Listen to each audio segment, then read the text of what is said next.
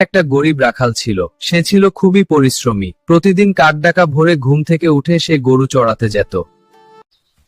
দুপুরে মাঠের একটা বড় গাছের নিচে বসে নিজের সামান্য খাবার খেতেছে। সন্ধ্যায় সে বাড়ি ফিরত, আর রাতের খাবার খেয়ে সবাই ঘুমিয়ে পড়ত।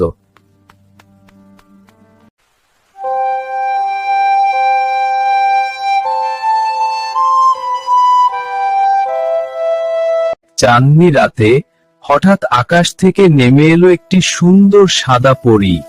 তারপর থেকে প্রতিদিন লুকিয়ে লুকিয়ে পরী রাখালের বাঁশির সুর শুনতে আসত। লুকিয়ে লুকিয়ে পরী রাখালের বাঁশির সুর শুনতে আসত।